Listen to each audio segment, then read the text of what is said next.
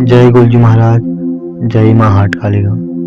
नमस्कार मित्र, आज हम आपके सामने फिर से एक नई कथा के साथ। इससे पहले हमने आपको गोलू देवता के जन्म की कथा बताई थी।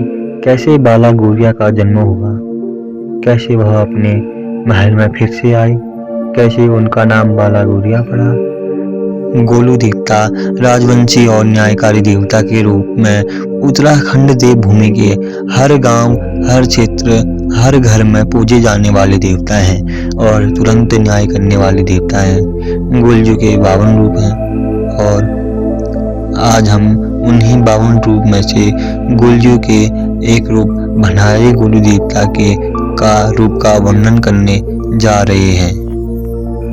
गोलू देवता का सबसे शक्तिशाली प्रचंड रौद्र रूप वाला अवतार भंडारी गोलू का है।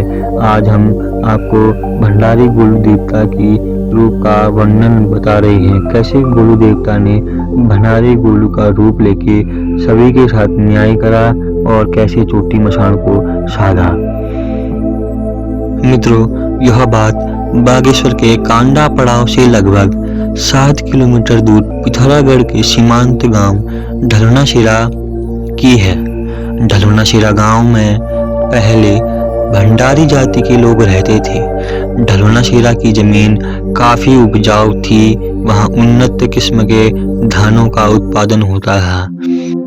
कहते हैं वहां अधिक उपजाऊ जमीन होने के कारण भंडारी लोग अपने साथ कंडारी जाति के लोगों को भी ले आए या उपजाऊ जमीन का पता करके कहीं से विस्थापित होकर आ गए। धीरे धीरे कंडारी जाति के लोग अपना वर्चस्व बढ़ाते गए और भंडारी जाति के आदि पुरुष बुजुर्ग से समस्त ढलौनाशिरा की समस्त उपजाऊ जमीन छीन ली। रोते बिलखते परेशान होकर भंडारियों के पूर्वज कालू भंडारी चंपावत चले गए। भूखे प्यासे परेशान रोते बिलखते समस्त देवी देवताओं को याद करने लगे। एक दिन वहां उन्हें एक चोटी पर गए और चोटी पर जाके उन्हें एक तुमड़ी मिली और उस तुमड़ी से आवाज आई कि मुझे इस तुमड़ी के अंदर बंद करके रखा है। तुम ये तुमड़ी का ढक्कन खोलकर उसमें अपनी खून की कुछ बूंदें डालकर मुझे आजाद करवाने में मेरी मदद कर दो। पहले तो कालू भंडारी थोड़ा घबरा गया, फिर उसने हिम्मत करके पूछा, ऐसा करके मुझे क्या मिलेगा और तुम कौन हो? फिर तुमड़ी के अंदर से आवाज आई, मैं चोटी शैतान हूँ। मुझे मनुष्यों का खून बहुत अच्छा लगता है, लेकिन तुम घबराओ मत, तुम्हें मैं कुछ नहीं करूँगा। ये मैं तुमसे वचन लेता हूँ। तुम्हारे साथ मैं देवतुल्य व्यवहार करूँगा। यदि तुम मुझे इस तुमड़ी से आजाद करा दोगे तो मैं कंडारियों से तुम्हारी उपजाऊ जमीन वापस दिलवा दूंगा।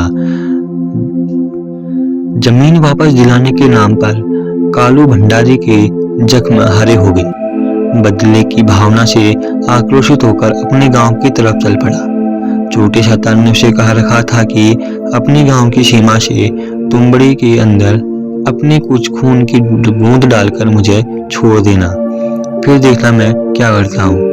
कालू भंडारी अपनी गांव की सीमा में पहुंचा तो उसने देखा उसके वशी खेत कनु खेत के खेतों में कई जोड़े बैल खेत जोत रहे थे। खूब हंसी मजाक चल रहा था। यह देख उसकी आंखों में आंसू छलक गए। फिर उसको याद आई कि वह यहाँ अकेला है, कहीं कंडारियों ने उसे देख लिया तो उसे कहीं मार ना दे। इसी घबराहट में उसकी हाथ से तुमड़ी छूट गई और उस तुमड़ी में से आजाद हुए चोटी शैतान ने देखते ही देखते कंडारियों के दर्जनों बैल मार दिए। कंडारियों को मारकर उनका खून पीने लगा। यह देख कालू भंडारी घबरा गया और डर कर भागने लगा। उसे भागते देख छोटे शैतान बोले, तू डर मत, तुझे कुछ नहीं करूंगा।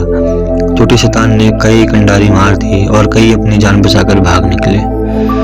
ढलौनाशिरा में आप कंडारियों की जान में बचाने के लिए हाहाकार मच गया और उन्होंने अपने देवी देवताओं को याद किया, जिस वजह से वो बच गए। और बचने के बाद वह चोटी मसान को खाने पीने को कुछ नहीं मिला, इसलिए वह उल्टा सीधे भंडारी जाति के गांव की तरफ चले गया और भंडारी गांव में उसने अपना आतंक फैला दिया।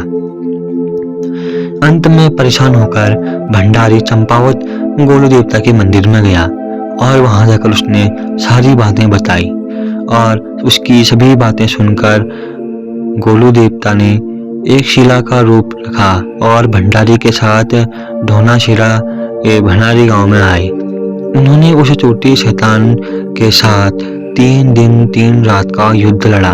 3 दिन 3 रात का युद्ध लड़ने के बाद और इसी युद्ध में उन्होंने अपने वास्तविक रूप में लड़ने पर उन्हें यह ज्ञात हो गया था कि यह चोटी शैतान बहुत खतरनाक है, इसे मैं अपने वास्तविक रूप में नहीं साध सकता।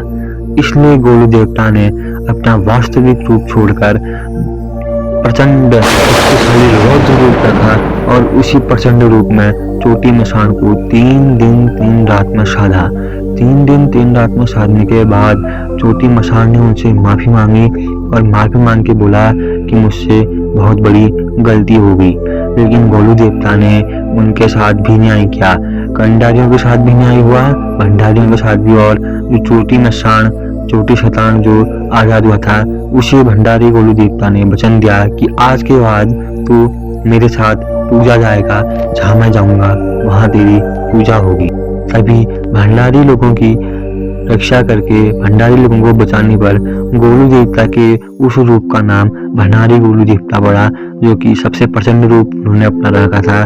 इसलिए उस जगह पर रहने पर, उस जगह की रक्षा करने पर वह भंडारी गोलू देवता या भंडारी गोलू देवता के नाम से विख्यात हुए।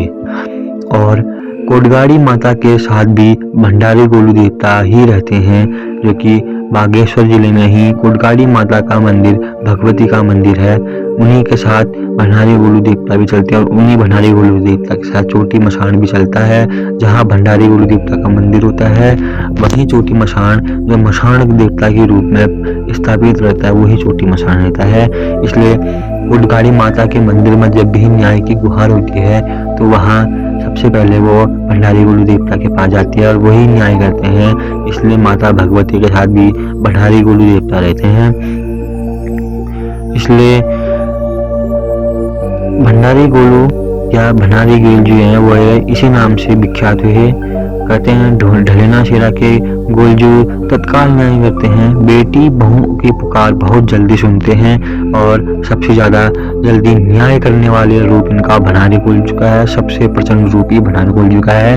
तो ये थी भंडारी गोलू देवता की कथा। अगर आपको यह कथा अच्छी लगे तो इस वीडियो को लाइक शेयर सब्सक्राइब करें और आने वाली नई पीढ़ी को भी इस कहानी को भेजें, उन्हें भी जरूर यह कहानी बताएं। आपका बहुत बहुत धन्यवाद। जय भंडारी गोलू देवता, जय माता भगवती।